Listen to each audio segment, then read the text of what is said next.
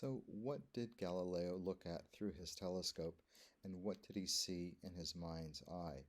It's difficult for us to get a sense of this just from reading the text of the play, but in productions of the life of Galileo, audience members are often treated to screen projections of constellations, planets, moons, that kind of thing, so that they can have a visceral sense of what Galileo is getting excited about. However, one thing that isn't always clear from these references is just what meaning can be attached to these observations. So what I'm going to try to do is recreate a little bit of the theatrical experience for us by showing us some of these images and also talking about the meanings that can be associated with them, because they're there in the text, but they go by quite quickly and it can be difficult for us to appreciate their full significance.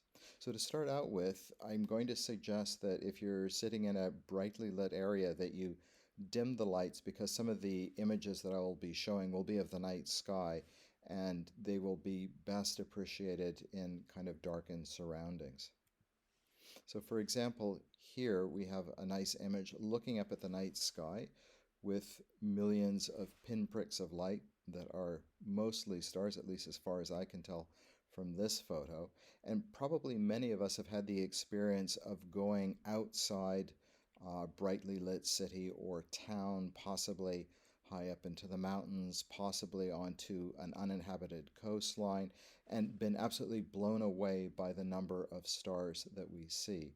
Well, imagine that experience being compounded tenfold by looking through a telescope for the very first time as the very first human being ever to have that kind of experience, and how exciting that must have been. Now, we know Galileo himself was absolutely blown away by the density of pinpricks of light that he saw through the telescope. And remember, the telescope doesn't just magnify, it also captures light. It makes images that much richer in texture. And Galileo basically could not believe what he was seeing. And some of the excitement of that is being referred to in Life of Galileo, Scene 3, where Galileo is getting his colleague Sagredo to take a look through the telescope at a segment of the Milky Way. I'm about to show you one of the shining milk-white clouds in the Milky Way. Tell me what it's made up of. They're stars, an infinite number. In Orion alone, there are 500 fixed stars. Those are countless other worlds. The remote stars the man they burned talked about. He never saw them. He just expected them to be there. So in this case, Galileo is speaking as though he could imagine what Giordano Bruno might have felt had he seen these countless other worlds. He's using that expression because, of course, what Galileo is thinking of is not that the whole universe turns around the Earth, but that the Earth goes around the sun. We're talking about a heliocentric system, and that all of those stars represent the possibility for other heliocentric systems, and therefore the possibility for other planets, the possibility for other worlds, perhaps like Earth, the possibility for other beings. So this is something that was seen as quite heretical. As we know, Bruno got burnt at the stake in Rome, and Galileo, in a sense, is saying, well, whether Bruno is right about there being actual other types of beings around the world, he was absolutely right about the possibility for them. So in a sense, what he's seeing is offering confirmation for what Bruno could only imagine. And that's going to be a theme that's very important for the career of Galileo himself. Now, there's something more for us to consider here, and that is, if we look at the night sky as we just did in a single snapshot, everything looks like these beautiful, like I say, pinpricks of light that seem to extend off into infinity. However, if you watch them for some period of time, they don't stand still.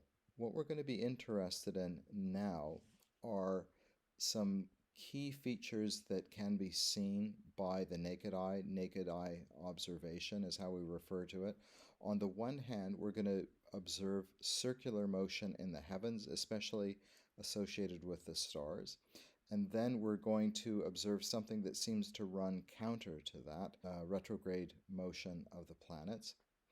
Next, we're going to view new astronomic observations that become possible with the invention of the telescope, and it's being used to look up at various heavenly bodies. To start out with the moon and the sun, in particular the appearance of mountains of the moon and maculae of the sun, or these discolorations on the surface of the sun that seem to move around. Next, two really crucial observations made by Galileo, the phases of Venus and the moons of Jupiter. These are probably, of all the observations that he made, the ones that were strongest in favor of supporting the heliocentric hypothesis. And finally, we're also going to be looking at observations that either Galileo got wrong or that he couldn't make and that were a problem for his theories. So just going over these again, the first two sets of observations are ones that can be done with the naked eye. They had been done for centuries. They're kind of the backdrop to the issues that Galileo is taking up.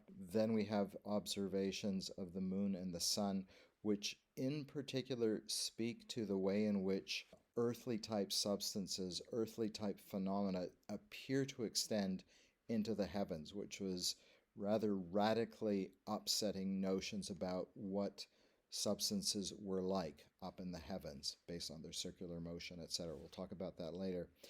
We're following that with astronomic observations that in particular appear to support a heliocentric hypothesis, and then problems after that.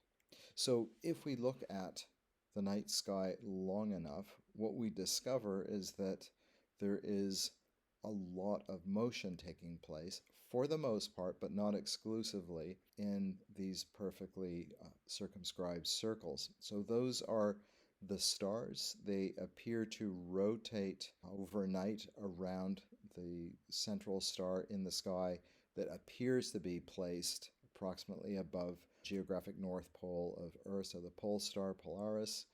And if we look at that, what we are seeing is a kind of natural circular motion at a uniform rate, something that we don't see naturally occurring on Earth. I'll come back to that point later on, but it's very significant. Looking up at the night sky, something appears to be going on there naturally, which we don't see down here. And in that sense, there appears to be a kind of separation in physical activity between the heavens and Earth. However, things are not quite that simple. If we start to look at the older schemes, here is a representation of the old geocentric, geostatic universe. So geocentric meaning everything rotates around the Earth, and on top of that, the Earth itself is stable. It is the center of the universe. So that's why we say geostatic and geocentric.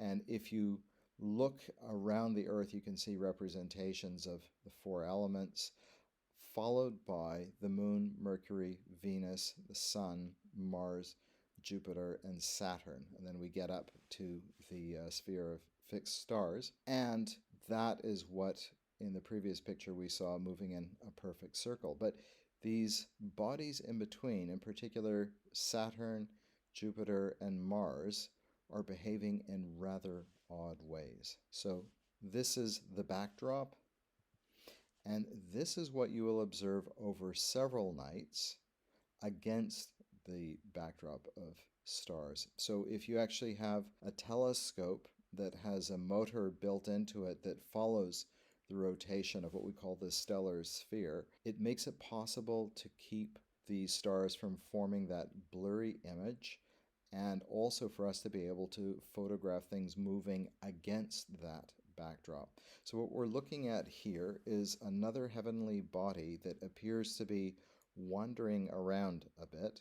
Not only that, but also gradually getting brighter, especially when it does its backward motion. So this is what we call a retrograde motion, and what we're looking at here is the retrograde motion in particular of Mars. Now, this is something that is right now, as I make this recording, especially visible in the night sky on clear nights, because Mars is quite unusually close to Earth these days, and so we will be able to see this pattern quite clearly.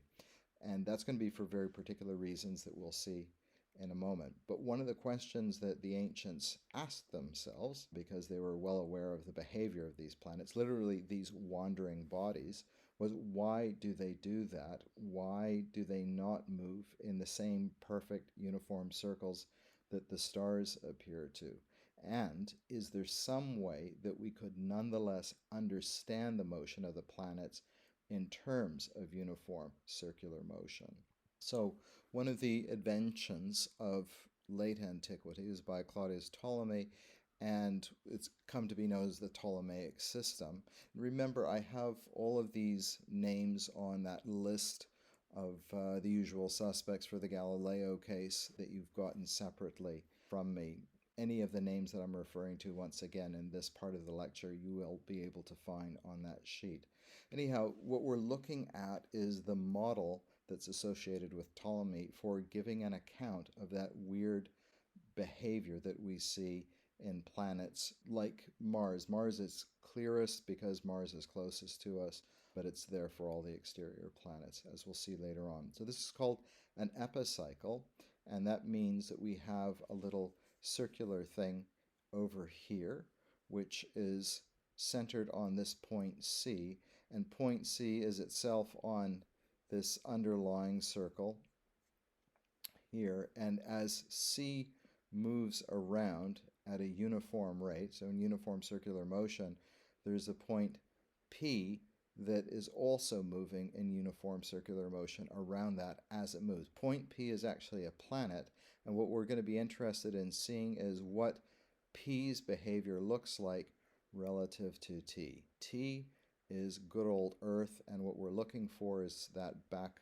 kind of cycling motion as this moves forward. And by the way, I got this from a French website, and so that's why it's différent and epicycle. But the epicycle is this thing here, and it's moving around this deferent circle. So the next thing we will see is this in motion.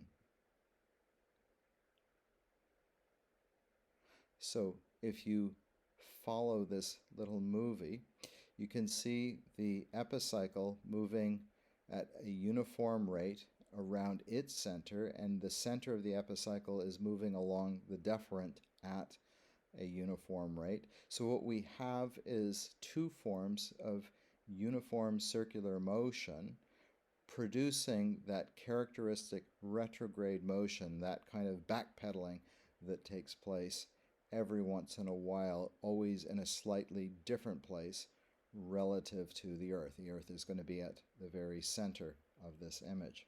Okay, so this is an active model for the epicycle, and Ptolemy actually came up with a model that was actually extremely accurate. And the other benefit of this model is that it's a way of applying the uniform circular motion of the stellar sphere to what appears to be a kind of irregular behavior of a planet like Mars. But we can see that that can more or less be produced by combinations of uniform circular motion. So if we look at a representation of several of these exterior planets and trace the result, this is what we see, and we can recognize a couple of things. First of all, that whenever the retrograde motion is taking place, it's bringing the planet closer to Earth. Therefore, the planet will appear brighter in the sky, give off more intense light. And that's what we see in this retrograde behavior of Mars. And as it leaves the retrograde going to the left of the screen, it's getting dimmer and dimmer. So one thing that is characteristic of the Ptolemaic system is you can't always neatly center these epicyclic models on the Earth itself.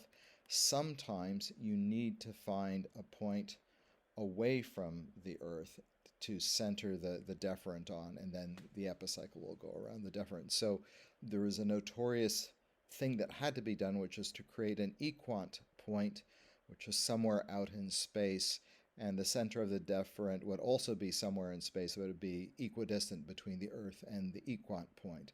And so this is the kind of manufactured uniform circular motion that became necessary to what they called save the appearances, to still be able to give an account of the apparent behavior of a planet like Mars in terms of compounding of uniform circular motion.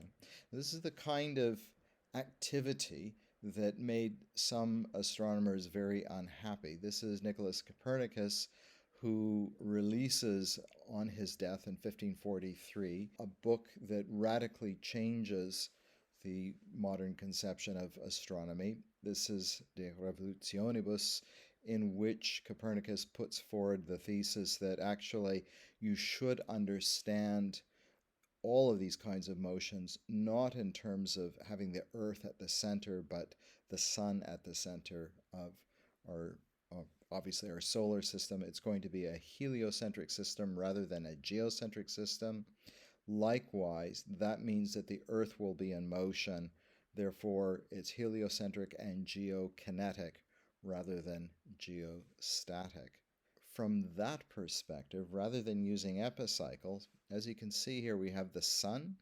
Around that, we have the Earth moving in a somewhat circular orbit, and Mars, an exterior planet, moving outside of it. And what the illustration is showing is how if you're on Earth, looking at Mars and viewing it against the backdrop of the stellar sphere, so gauging where Mars is relative to the fixed stars. And by the way, they're fixed relative to each other. That's why they're referred to as a stellar sphere. It's like they're embedded in the sphere that's turning around in the night sky. Well, initially, as the Earth catches up to Mars, because a very important part of Copernicus's theory was that if you trace the orbital years of the planets, it takes them longer to orbit the Sun the further they are from the Sun. So there's a nice logical progression. The closer you are to the Sun, the less time it takes to go around it. The further away you are, the longer it takes. Therefore, a planet like Earth is going to be, in that sense, catching up on Mars as it moves through its orbit. So initially, Mars will appear from one sighting to another against the night sky to be in very different places in the heavens, but moving in the same direction as Earth. So an observer here is looking at Mars and sees it there. Position 2, maybe the next night, sees Mars there. Position 3, it's gradually catching up. So the distance in the viewing points is getting smaller and smaller. And then suddenly, as it catches up, Mars will appear to have slipped backwards. As it moves beyond Mars, Mars will then appear to slip further behind, and then Mars will start catching us up again. So this is how you can create that backward motion, and at the same time, Mars should look brighter right when retrograde is happening, because that is when we are closest to Mars. So that, in fact, is what we see in that photograph, or that series of photographs of the retrograde motion of Mars. So it's a very beautiful explanation for how retrograde motion takes place.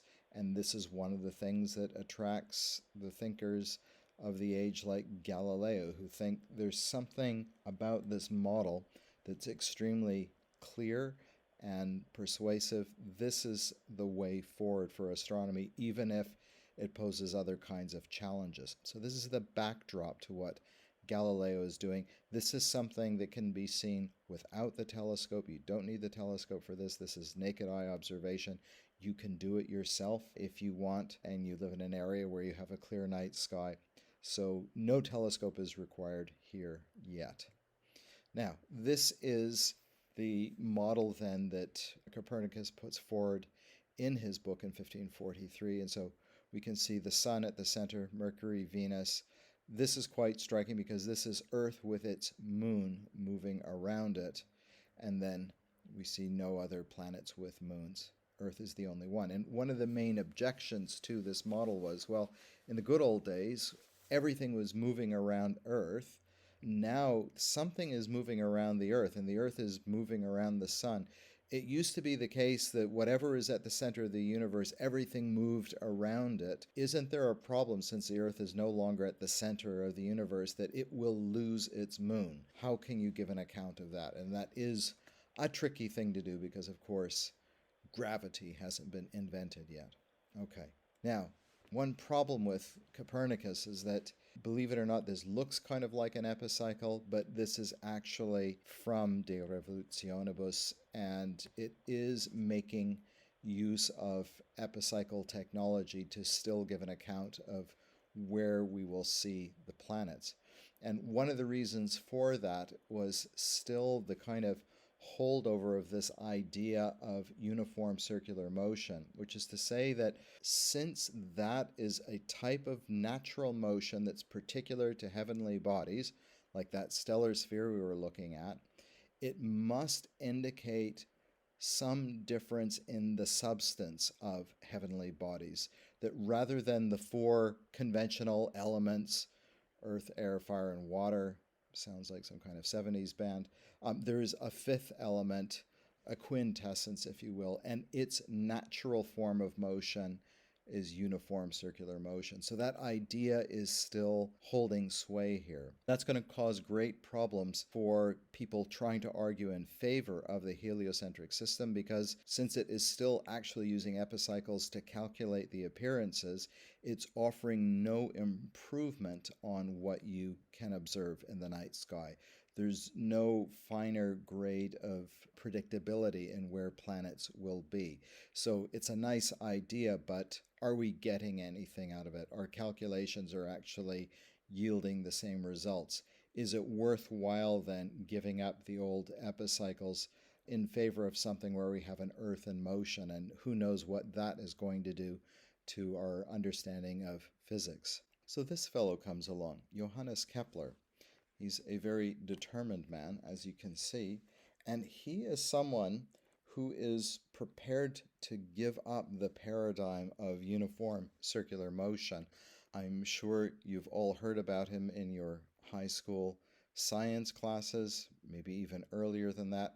Kepler is the fellow who argues very convincingly that in fact planets are moving not in circles but in ellipses. That's the first of his planetary laws from the Astronomia Nova of 1609. Second planetary law, that as the planet moves through its ellipse, the sun is at one of the foci of the ellipse, and as the planet moves toward that particular focus, it speeds up its angular velocity. As a result, it sweeps out equal area in equal time. So that's the second law. And by the way, it was a nightmare for Kepler to be able to come up with what looks like a very simple solution.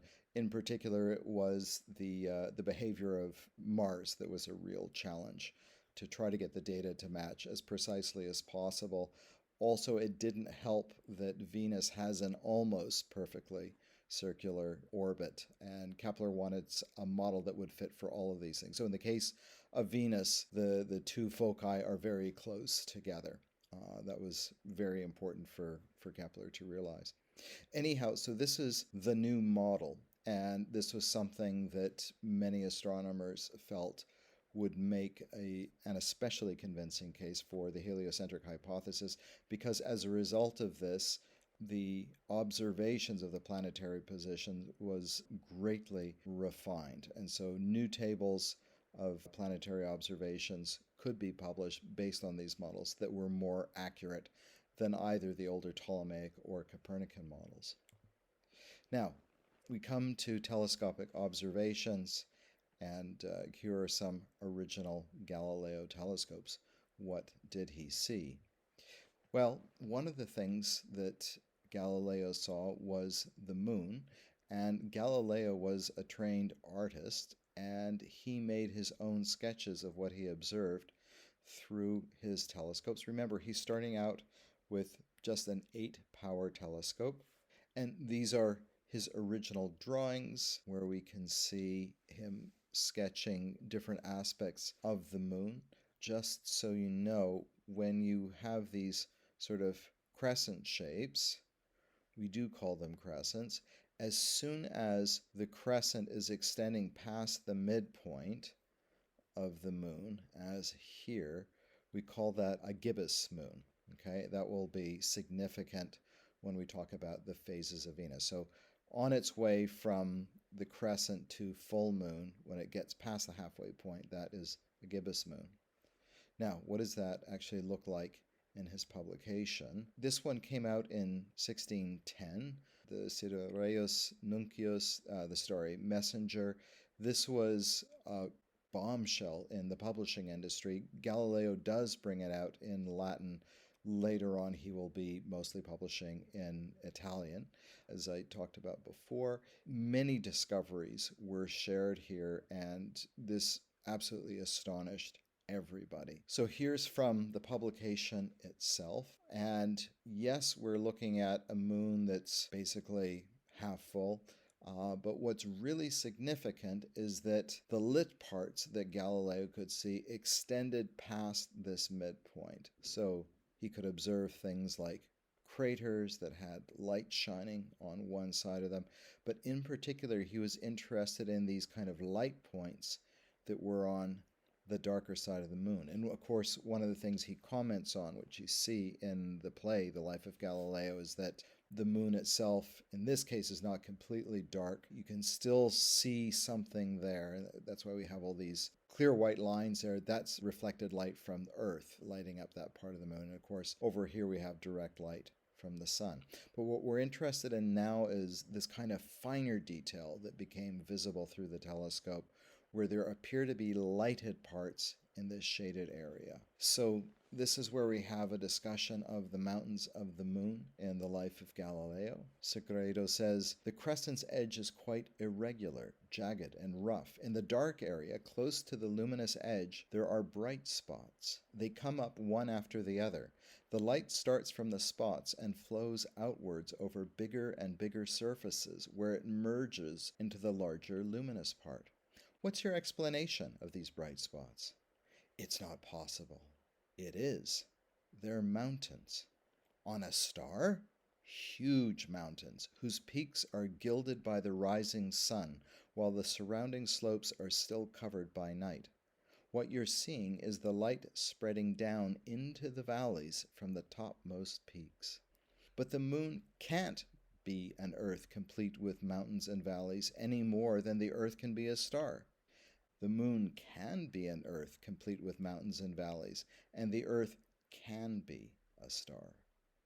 So this is an important point for Galileo, because what he is emphasizing is that if before people had assumed that heavenly bodies, celestial bodies, were made of a different kind of substance, what he is seeing through the telescope looks like a kind of dry earth up in the night sky, that the moon is made of the same substance as the earth itself.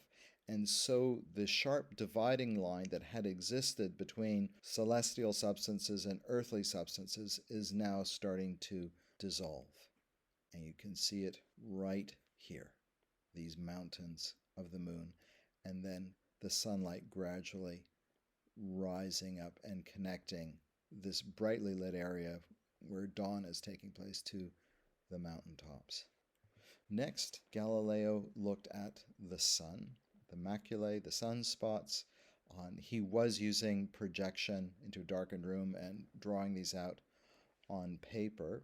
And this promoted an idea of, once again, what might seem to be a purely celestial body actually having earthly characteristics, kind of like looking at molten metal slag with dark crusty bits floating around in it. And in the dialogue concerning the two chief world systems, he has one of the interlocutors, Salviati, commenting on what Aristotle might have been able to do if he had had a telescope. We can investigate heavenly phenomena much better than Aristotle could, for he admits that such knowledge is difficult for him on account of their distance from our senses. And so, if one's senses could better represent those phenomena, then one could philosophize about them with greater confidence. But by means of the telescope, we have brought them 30 or 40 times closer to us than they were to Aristotle, so that we can perceive in the heavens 100 things he could not see. Among these are sunspots, which were absolutely invisible to him. Therefore, we can treat of the heavens and of the sun more confidently than Aristotle could.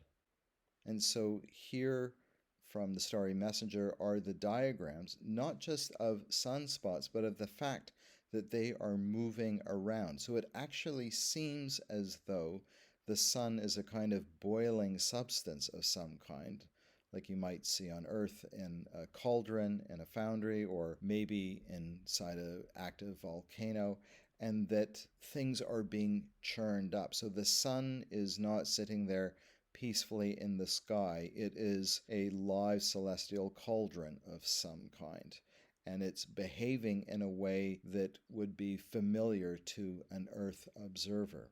We'll follow up on this idea of bringing together heaven and earth here with a very influential writer on magic, amongst other things, Pico della Mirandola, who in a rather famous sort of book, he didn't give it the title himself, it came to be known as Oration on the Dignity of Man. He writes, natural magic, a particular type of magic he's interested in, does not so much make wonders as carefully serve nature, which makes them. Having carefully investigated the harmony of the universe, the magician marries earth to heaven, that is, lower things to the qualities and virtues of higher things. This magic arouses that admiration at the works of God. And I'm quoting this because, on the one hand, it will remind us of a book that we were reading all too recently, of course, The Marriage of Heaven and Hell by William Blake. What's interesting here is it gives us a sense of Galileo as a kind of latter-day Renaissance magus, that the scientist is somebody who, as Pico describes it, marries earth to heaven, so that these are not held to be contraries anymore, but could I call them complementaries? Ways in which the earth behaves can provide models for how we understand the heavens, and vice versa. And of course, the person who is going to really create the grand synthesis of this idea, the greatest magus of them all from this time period, is Isaac Newton. But nonetheless, what Galileo is doing is breaking down that barrier between earth and heaven. And Galileo, like Pico della Mirandola, believes that this is something that can be very much in the service of our admiration for the works of God. But the next thing I want to do is look at how telescopic observations radically change the game of the celestial behavior itself. So not just, oh, there are things up there that look kind of Earth-like, mountains on the moon, and also plains and what look like dried out seabeds and that sort of thing, or the sun looking like a burning cauldron of some molten metal. Actually, there might be really striking things taking place out in the heavens that haven't been seen at all, that fundamentally change how we can understand heavenly activity. So next thing that we'll look at is Galileo's notebook for his observations of Jupiter. And by the way, I'm making this video in sort of mid-October 2020. Right now, in the night sky, when it's clear, it's very easy to see Jupiter, in part because it's coming into conjunction with Saturn. It's an incredibly bright ball of light in the sky. You can't actually, from where we are, I'm speaking from Vancouver, we can't actually see these as separate heavenly bodies, but Jupiter's an especially bright object in the sky. Nonetheless, Galileo thought there might be something interesting to see there in the kind of near perimeter of such a bright heavenly object. And this is what he was observing, what he's drawing out as kind of little star-like things. He sees sometimes 3 of these things, sometimes 4 of them, sometimes 3 on one side and 1 on the other, sometimes 2 on one side and only 1 on the other, missing the 4th one. And he's trying to figure out what is going on. So here's the published version, where we see Jupiter being represented by what almost looks, to my eyes at least, like a musical whole note of some kind. And you can see these little asterisks that actually rather neatly correspond with Galileo's own original hand-drawn representations. He realizes that what he's seeing are moons that are going around Jupiter, and therefore sometimes one of the moons is on one side and 2 are on the other. Sometimes you can only see 2, and it'll switch around in position. Sometimes there are 4, 2 on one side, 2 on the other, so on and so forth. These are the appearances that are generated as moons orbit around Jupiter. Now, this is a gigantic deal. No one had seen anything like that. Jupiter had been well known since antiquity. I mean, you can't not see it in the night sky when it's well lit. But this is something that had never been observed before. A heavenly body that had something moving around it. So this is why quite a big deal is made out of Jupiter in the play. These are all quotations, by the way, from Galileo himself. That's why I haven't bothered to put the name in. How can Jupiter be attached if other stars circle around it? It's not some kind of prop in the sky, some base in the universe. It's another sun. The context for this is the notion that some people put forward that planets were embedded in these sort of crystalline spheres. There's an old basis for this going back to Greek astronomers from Eudoxus up through Aristotle, where they talk about concentric spheres that have axes of rotation in different places relative to each other. And if you have enough of these things stacked up, then through their uniform circular motion being compounded, you can get the appearances of retrograde motions, that sort of thing.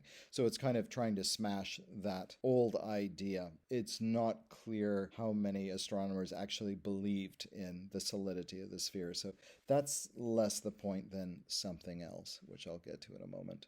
Some stars perform motions which the Ptolemaic system just cannot explain. Such motions, it seems to me, Galileo, are performed by certain small stars, which I have recently discovered around the planet Jupiter. So what this is referring to is the idea that there's nothing in Ptolemaic astronomy that gives an account for bodies circling around other bodies that are then circling around the Earth, for example. Everything is supposed to move around the Earth, little eddies of motion anywhere out in that system. Final point. And this is something that will speak to an issue that I'll take up in my next lecture on Hawaii. Sea passages are still long, hazardous, and expensive. We need a clock in the sky we can rely on. Apologies for the typo there. A guide for navigation, right? Well, I have reason to believe that the telescope will allow us to make clear sightings of certain stars that execute extremely regular movements. What's being referred to here is the need for some kind of reliable clock at sea to be able to determine longitude, which was an enormous problem and would remain an enormous problem until well into the 18th century. What Galileo was proposing was that if you could figure out a way to tell time by observing the motions of the moons of Jupiter around Jupiter itself, you would be able to clearly establish longitude. This is something that actually was done terrestrially with rather dramatic impact on the making of maps, as I'll show you in my next lecture. However, it was a little too problematic for sea observation, but that was the general idea. So this is something that will be taken up in a future lecture because it has everything to do with why Captain Cook ultimately lands in Hawaii and everything that came from that. But this is the crucial point. In the Starry Messenger, there is a letter of dedication, just like we had a letter of dedication to the Medicis at the very beginning of Machiavelli's The Prince. And there seems to be a similar thing taking place where there's a fair amount of flattery, but also a key point being made. I'll just read it aloud. The maker of the stars himself has seemed by clear indications to direct me to assign to these new planets your Highness's famous name. For just as these stars, like children worthy of their sire, never leave Jupiter's side, so, and indeed who does not know this, clemency, kindness of heart, gentleness of manner, splendor of royal blood, nobility in public affairs, and excellency of authority and rule have all fixed their home and habitation in your Highness. Okay, so Galileo is basically treating Cosimo as though he is the planet Jupiter in flesh and blood on planet Earth. What is significant here is the point that he is making that I've emphasized with a little bit of italics. Just as these stars, these moons, like children worthy of their sire, never leave Jupiter's side. That's the crucial issue, because you might remember that when I was introducing Copernicus's model for the heliocentric universe, and I was showing how in that system Earth was the only planet that had a body moving around it, right here, people objected to that and said, well, why wouldn't the Earth lose its moon? Isn't everything supposed to then be going around the center of the universe? Well, now things have changed, because this is from the dialogue concerning two chief world systems. We have the sun. We can see Earth here with its moon, but we can see Jupiter, and that's Saturn out there. We can see Jupiter with its 4 moons going around it. So what's crucial about this is that, like those excellent virtues that never leave the side of Cosimo de' Medici, these moons clearly are not being lost by Jupiter as it moves through the sky. So whether you still believe in a geocentric universe or are prepared to commit to a heliocentric universe, in either case, Jupiter is moving through the sky. Jupiter has moons. Jupiter is not losing its moons.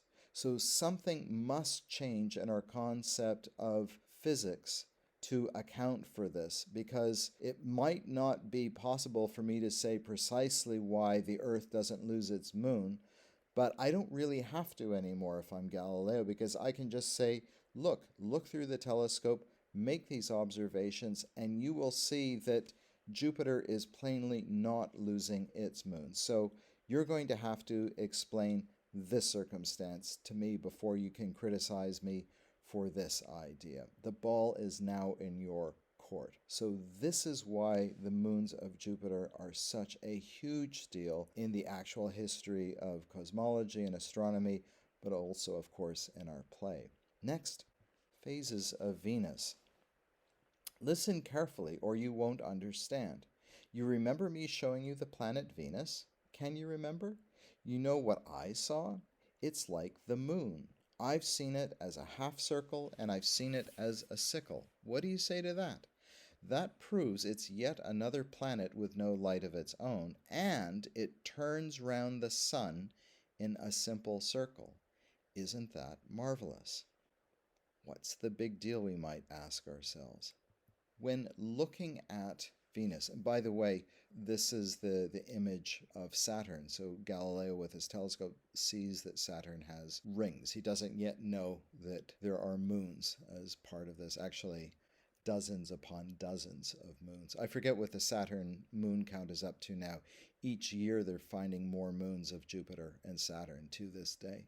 But what we're looking at here appear like phases of the moon. That would be like a full moon, but actually these are phases of Venus, and in a sense they are being drawn to scale. that the crescents are always far larger than the gibbous form, right? Remember, the gibbous is when most of the circle or the potential circle is lit. And with Venus, we're never actually getting to a full moon version.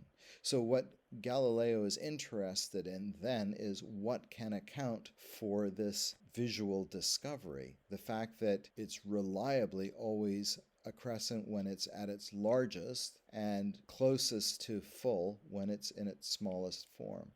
So here are two accounts of the behavior of Venus. What we have at A is the old geocentric account. What we have at B is the heliocentric account. What we have underneath are the representations of the phases of Venus, gibbous and crescent. And so if we have the geocentric version, we can give no account for the fact that Venus will appear to be fullest when it is closest to the sun, because it does not have light of its own. It's not generating its own light. And by the way, if you do observations of Venus naked eye, that can be almost hard to believe. I was fortunate to do some observations of Venus a couple months ago when I was high up in the Central Rockies. Very clear night. I got up well before dawn with my son a couple of nights, and it was almost blindingly bright. So naked eye, you would swear that that thing was its own flashlight. But as it turns out, Venus is behaving like a moon. It reflects the light of the sun, and that makes perfect sense with a heliocentric model, because when Venus is actually centered on the sun rather than an epicycle on a deferent that's going around the Earth, the old model, here, when Venus is furthest away from Earth, so when it will appear smallest, is when it will be most brightly lit by the sun. And when it is closest to Earth, when it will appear largest, is when we will only be getting partial light, we'll only be getting a crescent of Venus. So here really is conclusive visual evidence that Venus is going around the sun. And so, of course, what Galileo wants to spin this into is an account that will extend to all the planets, including turning Earth into a planet.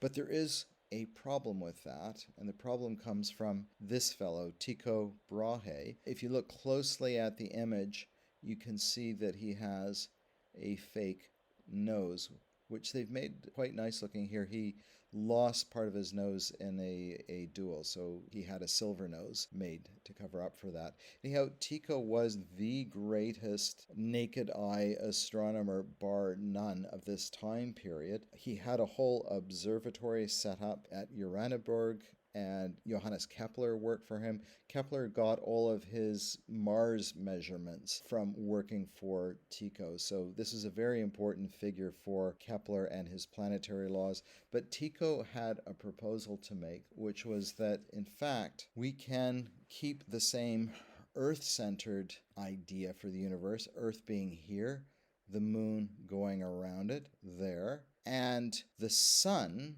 also going around the Earth, but then the sun being the center of all of the other planets, Mercury, Venus, Mars, and Jupiter, and Saturn, right?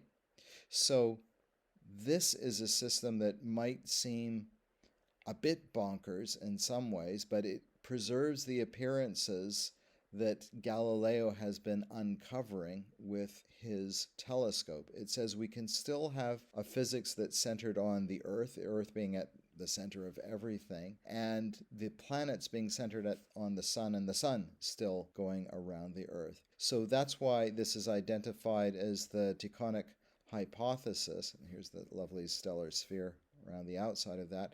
This is the model that the Jesuits were promoting, because the Jesuits were no fools. They were the ones who had been confirming Galileo's telescopic observations all along the way. Remember, they were great supporters of Galileo, and yet they were running up against this problem of how do you make sense of earthly physics when we're swinging around in the middle of space somewhere. So this is kind of a compromise that allows you to be a Galilean observer of the heavens without being a Galilean physicist.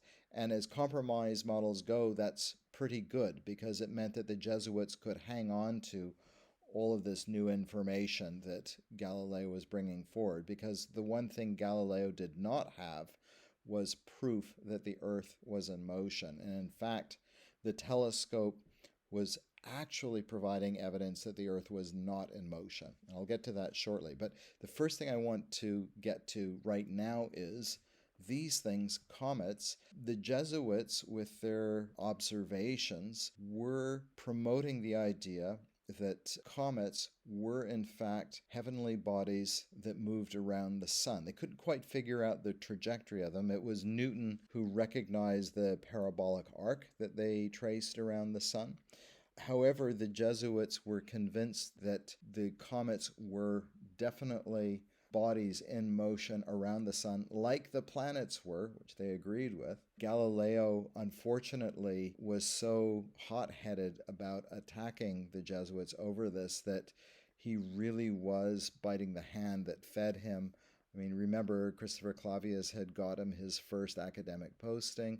Galileo owed the Jesuits a lot, and the Jesuits were trying to get Galileo to calm down and basically keep science alive, if you will, because they had his back, and there he was attacking them over what turned out to be a correct account of the comets. This is Newton's illustration of that parabolic arc traced by comets. In particular, Newton was a keen student of the great comet of 1680, so this is from the Principia Mathematica. Now, coming back to the telescopes, these are Galilean telescopes. They are not terribly fancy, but they're pretty good, especially larger one, 40 times power. You are able to see more and more through them. What aren't you seeing? This is what you should have been seeing, something called stellar parallax. Just like we have an experience of the planets, that we see them in relation to other heavenly bodies, other stars, and judge their motion through them. That's how we saw the retrograde motion of the planets. Well, something similar should be happening with the stars themselves. So, for example, assuming that stars are distributed through space, it should be the case that there will be nearer stars and further stars, and that as a result, as the Earth is in motion, as we look toward one of these stars in different positions, if we're here and looking at it, it should appear over there relative to these background stars. And then if we move to this side, then it would appear to shift over there. So this motion, which is not a true motion, is stellar parallax. And so here's the crucial issue. The idea of stellar parallax was raised in Copernicus's De Revolutionibus, 1543. Copernicus's account was that the stars were simply so far away that it wasn't observable. Okay, fine. We can go along with that idea. But now that we have telescopes, finally, if the Earth is actually in motion, we should be able to see stellar parallax, and we're not. And that's true even with monster telescopes being built, like this one still cannot observe stellar parallax. In fact, it's not going to be observed until 1838 by Friedrich Bessel. So actually, the telescope is precisely what should show stellar parallax. Stellar parallax would clearly demonstrate that the Earth is in motion. The bigger the telescope, we're still not seeing stellar parallax. Therefore, the telescope is actually proving that the Earth is not in motion before 1838. Keep that in mind. The other thing that I would mention, and that I mentioned in my initial outline for this part of the lecture, was something called stellar aberration, which is a little bit different matter, but again, it's the appearance of stars shifting in position, which has to do with the angle with which rays of light coming from the stars reach observers in motion on Earth. Stellar aberration was something that many people who wanted to prove that the Earth was in motion were looking for. The problem was it was really difficult to understand whether it was happening or not. And because they were only beginning to understand the nature of light itself, they had a great deal of difficulty giving an account of what they were seeing. So the earliest person to really do a convincing set of experiments that proved that there was such a thing as stellar aberration, that it wasn't just a problem with the instruments, was James Bradley, and he published an account of it along with a theory of it in 1729. But again, this is decades after Galileo. So what about other ways of proving that the Earth is in motion? If you go to Paris, I guess you can't really do that now given COVID-19, but it's a worthwhile thing to do as soon as you can get back on a plane or a train or wherever you happen to be. If you go there, very close to the Sorbonne is the Panthéon, and this was originally going to be a new cathedral built to honor the patron saint of Paris, Saint-Geneviève. The new cathedral for Saint-Geneviève was stopped in its tracks with the French Revolution, and then they decided to repurpose the edifice and complete it in homage to patron saints of the nation as a whole. And so what they wanted to inter in the basement of the Panthéon were essentially the heroes of French sciences and letters. So in our reading list this year, before too long, you're going to be reading a book by Jean-Jacques Rousseau. You can meet Rousseau in the basement of the Panthéon. His is the very first crypt, actually, that you encounter when you go down there. So this is the memorial, if you will, to great French thinkers. But it was supposed to be a church, and churches are supposed to have stained glass windows and all the rest of it. Because it wasn't turned into one, you'll notice that it's a very big building, and it doesn't have windows. It's got some big doors, but it's quite sealed up. So if you go inside, this is what it looks like. It's very impressive. So that's that lovely dome that we saw from the outside.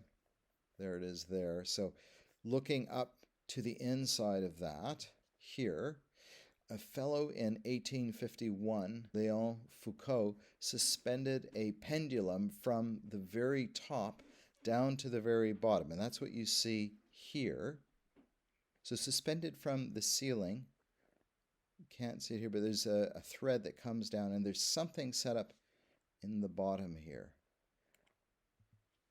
And it's this thing. We have a pendulum, which is swinging back and forth. And what you see here are 24 hours.